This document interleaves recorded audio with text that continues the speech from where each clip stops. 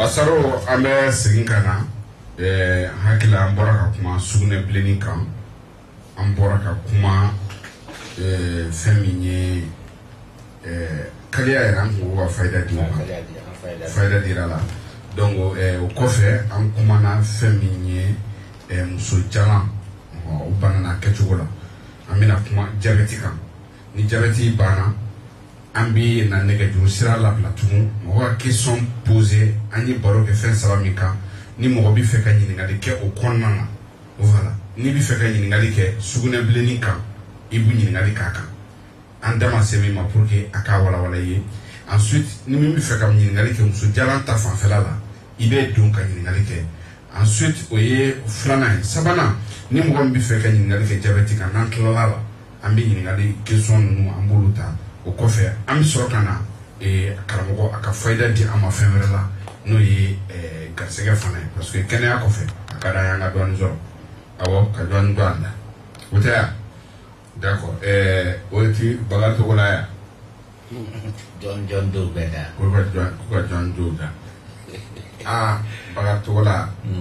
amabla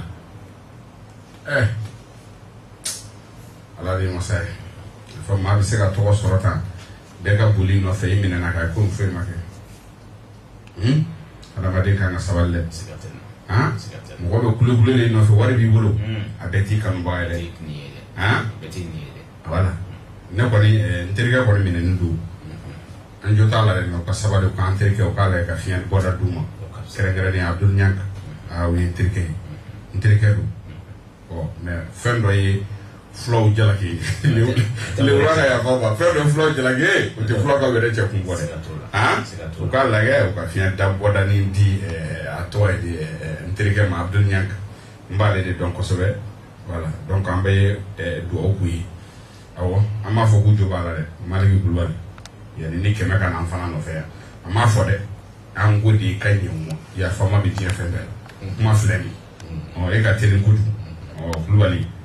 bamana ti ma jeje way o di so da bole awa ala ka nya kadama ya rabbi adama ni fana ye bana yi inshallah bana mi naka dun kosore nale yi minere adola ni mi frati ni malimania ibi jigiti ya ko chama sigaten no ye jabeti re bana ditu nere ba me wota kuni sugoro la bana ditu o me abi na tugode abi mo so tugode awo alhamdulillah jabeti bana do bana amba fo sugoro bana très généralement sugoro de ba aller la c'est mo o na be mo mi forana sugoro de biseka la tuya mais biseka mo mene ka soro ite sugoro ba ere tu on te mena tugode voilà parce que abi soro kiye fe kiye la bana fana do kiye na bana fana do avec kiye abi soro fa ba a kiye bita na bi ka mo do na bi alsaka kiye la abi kari fa isa wa kari ba isa na bo dola dro ay biseka soro sababu la alni ya sugoro evite Allahu akbar ko sobe mais dumunu fono be o biseka la se mo ma ani tulu dumuni jumani tulu so ka tulu do be awa no muni tulu aywa sogoro de dola produit muna de ba kala sogoro bala awo nya kawde sirbe anti kuma kun fe ba aniya e anyanda do femo fena anya prévu de adalo de ba molo ante mi ga no finya sangan todo ça c'est vrai mi ego kanga yiri woro de minango ayiri woro de ta hakilla nya fo be nyana ba ya fam oiche voilà mais il y a un dado mi fona o dado de ba molo sigatala voilà produit tulu wala c'est mo produit muni tulu o chama be sukoro de bulu o era be diabète la c'est parce que fin de be fa mo de fam si de be harama fa kolo la o tulu numbe mo abi do fa kolo dan de parce que ni wo shira si bi yoro wo de be sigatala donc o woyi awo abita abi bo jolé oui parce que ni ya na be fo kiki ko fura fenana parce que fura bi do fa kolo fe o shi bɔda ninnu de fɛ. Ça c'est très bien. A jateminɛ dɔrɔn ni wɔsira ji bɛ bɔ i farikolo la. A bɛ bɔ ayiwa i yɛrɛ ti ɲininkali kɛ n'a sɔrɔ kɔlɔlɔ wɛrɛ tɛ yen. Voilà. Ji bɛ kɔnɔ mun bɛ ji se e farikolo kan k'i ka gulɔ kɛ ji. Ça veut dire si dɔw de b'i la ji bɔdaw de don. Oui. A bɛ fɔ o de ma farikolo fiɲɛ bɔdaw. I y'a faamu wa? Awɔ. Donc a bɛ n'i bɛ tulu mɔ o yɔrɔ ninnu na sukaro bɛ don olu de si bɔda ninnu fɛ. Siga t'a la. Donc kabi i t'a jate f'a bɛna se wagati parce que fɛn bɛ kɔgɔ mɔgɔ la dɔn de a mungo kelen mungo fila tɛ se ka kɛ o. Non. Voilà. Hali produit yɛrɛ ka se ka mɔgɔ farikolo tiɲɛ f'i ka jɛ ka tila k'a tiɲɛ f'i ka wagati dɔw k'a kan et puis f'i ka damatɛmɛ fana kɛ tuguni parce que dɔw bɛ yen fo an k'a faamuya tulu dɔ bɛ yen Adama ne b'a mun mais ne bɛ kilimu de kɔrɔ diɲɛ don o don a tɛ foyi kɛ ne na parce que tant que ne bɛ kilimu kɔrɔ n bɛ sumaya kɔrɔ c'est bon mais e bɛ tulu mun e yɛrɛ y'i kale i b'a dɔn k'a fɔ hali ventilo mɛnni i ka so kɔnɔ o y'a damana problème funteni b'i kan i bɛ tile la yaala la o de la i bɛ dɔw wɔsi kɛnɛji tigɛtɔla ye produit bolo f'i ka dumuni nege bɛ bonya. E m'a mɛn ko produit mina kasa ka bɔ caco. Non. Ala ka. Bon an bɛ tubabuw ladege mais a ka sɔrɔ an ka climat n'u ka climat c'est pas les mêmes. An ka climat bɛ mɔgɔ furakɛ. A bɛ komi ne ka an ka yan mɔgɔ dɔw ye ka i bila veste la ka i karafati i ka siri tewu. Ka sɔrɔ funteni b'a 12 la i b'a ye a ka moto sanfɛ parce que voilà ka sɔrɔ tubabu ye veste créé de pour que u ka se ka nɛnɛ kunbɛn u farikolo la mais n'a y'a sɔrɔ ko nɛnɛ yɛrɛ tɛ fiyewu a tubabu kun tɛ girin veste kan dɛ. Bisimila jabɛti. Alhamdulillah an bɛna jabɛti kɔnɔ toujours an ko a bɛ sɔrɔ diɲɛ fɛ a bɛ sɔrɔ mɔni tulu fɛ a bɛ sɔrɔ sukaro ma fɛn ninnu fɛ ni bɛ fɛn o fɛn kɛ i k'i jija ka hakɛ k'a la n'i ye hakɛ k'a la a ka ca Ala fɛ e bɛ mɛn k'a dun k'a sɔrɔ a ma kɔlɔlɔ se e ma mais n'i y'a kɛ e bɛ i yɛrɛ kɛ golongoloba ye i sigi a kan a bɛ minɛ don dɔ dɛ bon bana min dun don bɛɛ bɛnn'a kan a calmant de bɛ yen mais k'a ban pewu o ma nɔgɔn. O bɛ hali farafinfura la a bɛ ten de wa? Farafinfura la a bɛ se ka calmer ka san 5 san 6 kɛ sirikɛ fura b'an yɛrɛ bolo mais k'a fɔ k'an bɛ Ala kalekan d'i ma k'a banna i farikolo la k'a b'i farikolo la cɛ o cɛ o fɛ yen wuli ka bɔ a kɔrɔ. Alahu akibar. Mais ne b'a ye problème mun ye anw farafinfura o i bɛ se ka san yirika k'a kan kɔlɔlɔ foyi t'a la. Effet secondaire t'ale la mais cɛw mɔgɔ mɔgɔ fana dumɛna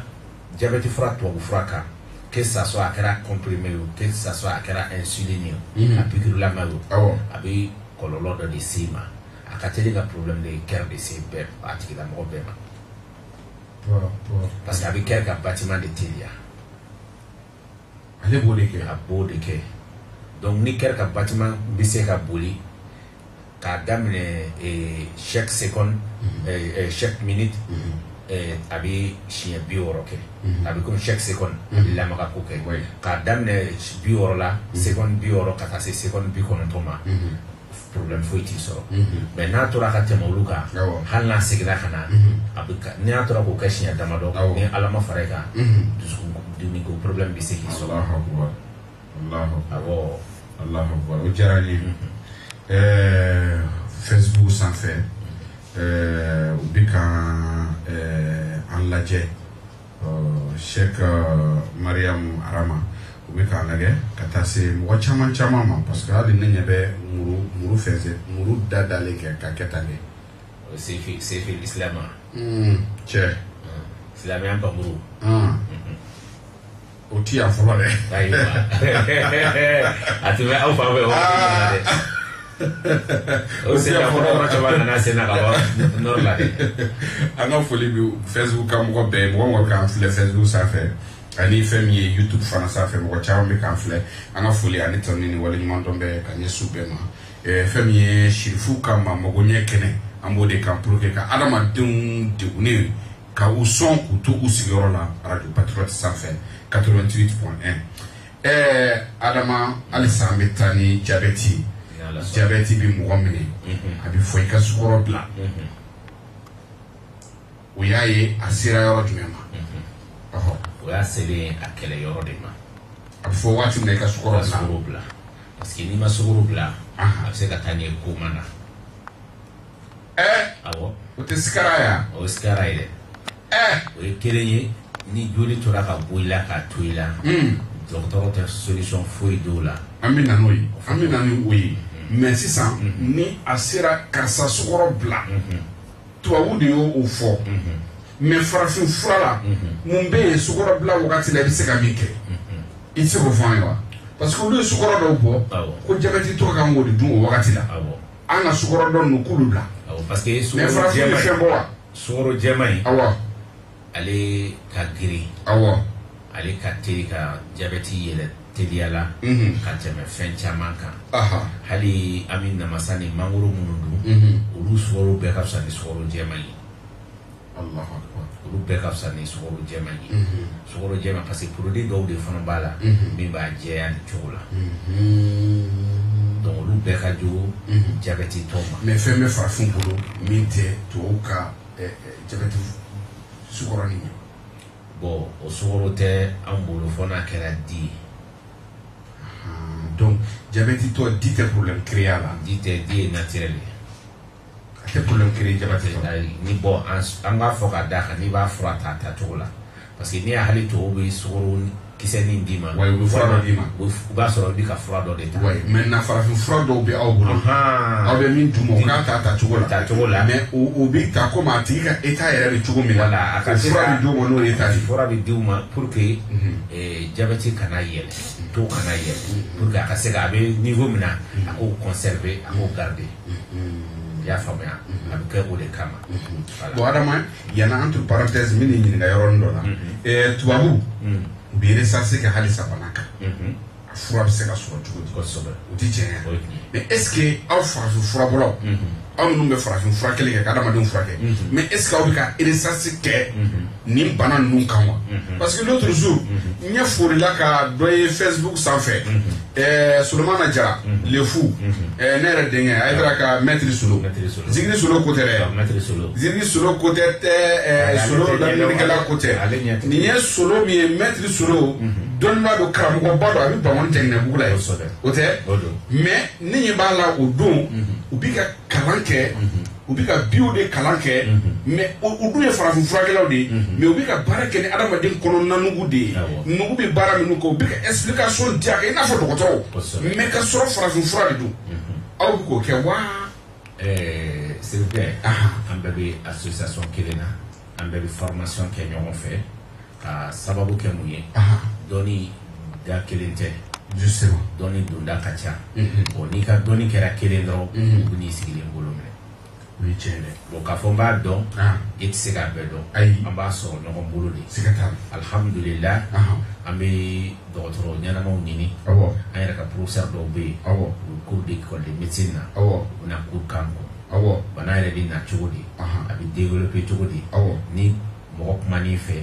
k'a ka nin sin fɔ a bɛ nin de yira ni bana qualité de b'a la e fana bɛ se ka fura d'a ma cogo di voilà donc i n'a fɔ professeur Gakou voilà an fana b'o de kalan kɛ donc an y'o de fana ɲɛɲini k'o ɲɛdɔn an tɛ sɛgɛn o la ala y'an sere hali bi sibiri tɛmɛnen bi sɔgɔmada in na samedi o samedi an bɛ a kalan kɛ k'a daminɛ 10 heures ka taa se midi ma heure 2. Non, c'est intéressant parce que n'i ye foli a kan a ye n lanisɔndiya fo ka taa tɛmɛ a dan kan parce que mɔgɔ dɔnni tɛ dan bulonda kelen na tubabuw ye dɔnni min ta k'a développer o kun ye farafin dɔnni de ye parce que bɛɛ wolola ka min sɔrɔ o de ye farafin dɔnni ye o de développera k'a kɛ siyansi ye bon mais pourquoi farafin fana tɛ tubabuw ta k'u ta bɔ a kɔnɔ k'a yɛlɛ u fana ta sanfɛ vraiment n y'a imagé dɔrɔn directement j'ai aimé voilà na ala sɔnna ma ni ala ma basi kɛ Solo yɛrɛ don n'a nataw la a bɛna ye kɛnɛ nin kan n y'a layidu ta k'a fɔ n bɛna wele ka na don dɔ la nin kɛnɛ in na a kana fayda don ba bali dun ne dali bala don ba bali dun inshallah bina ya inshallah don ba chaman be minu fana mina mbulu la bu nofe c'est pour que adama don ka seka nafa soro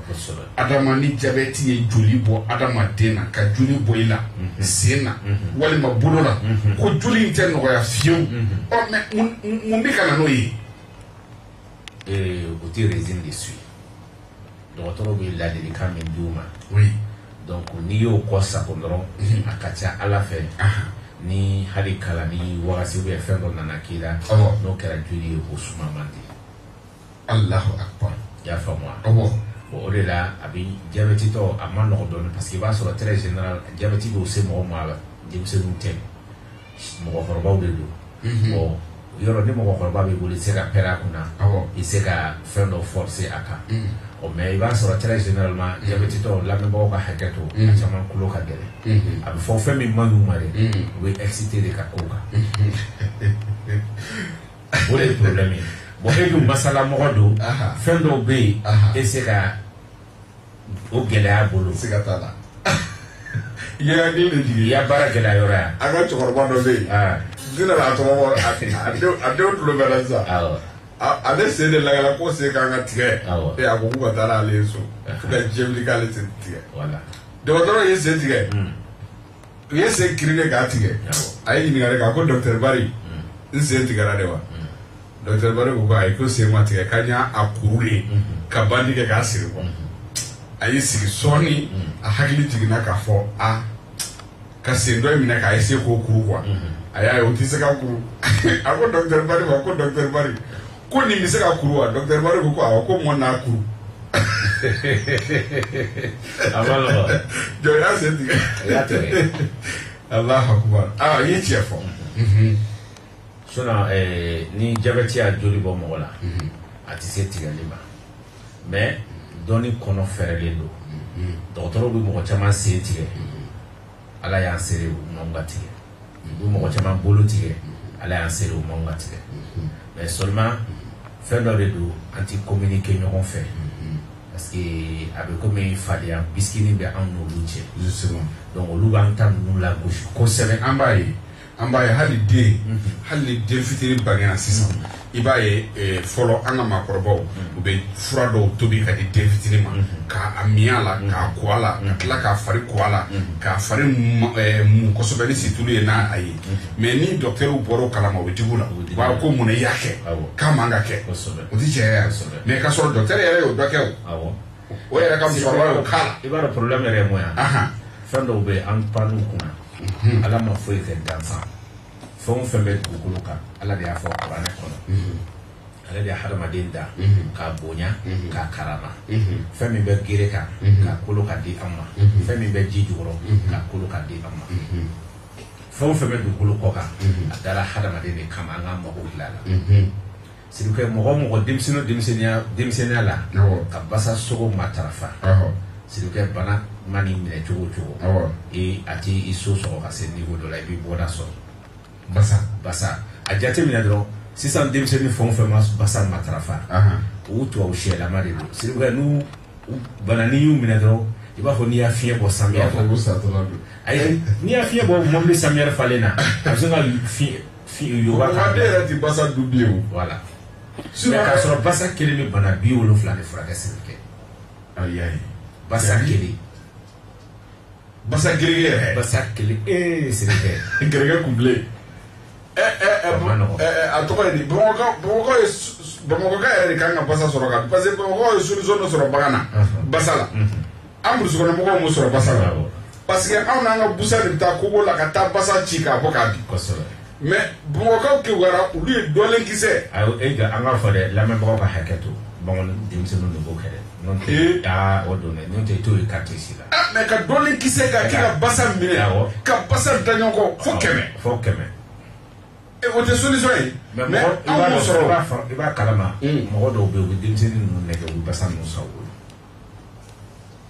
dimse no ko mutu so ma wo yoro be fo jalla ga to wala kala ko ay na frane do c'est le fura de don a bɛ faamu fura de don voilà mais comme an t'o domaine kɔnɔ siga t'a la an bɛ min kɔnɔ n'o ye diabète n'Ala sɔnna an bɛ taa ni o an ka baro bɛna s'a ma wɛrɛ an bɛ se ka da bɛ se ka so n'an bɛ taa an bɛ se inchallah diabète mana kɛ joli ye parce que n filɛ ka joli yɔrɔ ka dɔ fɔ dɔ bɛ yen nɔ joli kun b'a sen na joli kun bɛ sen na mais docteur dɔ de kun bɛ pansement kɛ o docteur ka pansement kɔnɔna na wari min kan ka di docteur ma o kun t'o sɔrɔ régulièrement o kɛra sababu ye fo joli yɛrɛ nana to parce que i b'a dɔn min bɛ na ni joli yɛrɛ toli ya diabète tɔ ka joli ji de bɛ bɔ a la en tant que ji bɛ ka bɔ joli tɛ se ka kɛnɛya bon dɔgɔtɔrɔ minnu bɛna pansement kɛ olu bɛ to k'o sogosu de tigɛ bon sogosu in bɛ tigɛ fo yɔrɔ min ta kɛ dingɛ a bɛ kɛ dingɛ ye dɛ i ye tiɲɛ fɔ donc o dingɛ de bɛna dunya o b'o kɛrɛfɛlaw bɛɛ de tigɛ fo ka taa a kɛ voilà a bɛna se yɔrɔ dɔ la a bɛ suguya kolo la a b'a fɔ ko donc c'est infecté ko fo ka tigɛ i y'a faamuya mais k'a sɔrɔ farafin fura ɲumanw bɛ yen n'i y'a ta ni i bɛ pansement bɛ kɛ pansement bɛ kɛ i bɛ continuer ka pansement kɛ ala y'an se la an y'a mɔgɔ min bɔ a cogo la an t'a hali a hakɛ dɔn i bɛ pansement kɛ i bɛ fura utiliser ji min bɛ na joli da la n'o bɛ kɛ sababu ye ka da in toli ou ka ji caya a bɛ ji joli in da ja i y'a faamuya pansement bɛ kɛ sogobu tɛ tigɛ i bɛ farati min na i tɛ hali kalo sɔrɔ i b'a ye kɛrɛfɛla ninnu commencer ka finfin donc il est facilement lui retrouver il va sur le joli sentigema kala bolo tigema kala Allah mais o de solution tɛ tubabu bolo bi antibiotique di mais ba ta ka dɛsɛ mais avec tout ça joli bi juguya effet secondaire fana bi tila k'i sɔrɔ tuguni parce que a bɛɛ n'a kɔlɔlɔ de don ça c'est grave d'accord Adama an b'i fo an wasara question ninnu jaabi la nka halisa a ka d'an ye an ka nɛgɛjuru sira di mɔgɔw ma u ka i ye bana saba min n'i kuman'o kan fɛn min ye sugunɛbilenni ye ensuite ani musojalan ka taa se diabète ma ni mɔgɔ bɛ fɛ ka ɲininkali dɔ kɛ a kɔnɔna na an b'i baro k'o kan u ka ɲininkali kɛ donc an bɛ Adama yɛrɛ ka nɛgɛjuru sira de fɔlɔ yanni an ka nɛgɛjuru sira labila a ka nɛgɛjuru sira o filɛ nin ye 79 43 75 83 79 43 75 83 walima 66 83 29 54 66 83 29 54 donc an b'a ɲini bɛɛ fɛ baro ka kɛ min kan o de ye directement baro ka kɛ an ka 6 saba nin kan don wɛrɛ n'a nana an nana ni fɛn wɛrɛ ye min tɛ nin ye baro bɛ kɛ nin kan donc maintenant nɛgɛjuru sira an y'o labila 50 41 12 12 50 41 12 12 voilà an bɛ fɛ baro ka kɛ nin bana saba de kan 50 41 12 12 o tɛ d'accord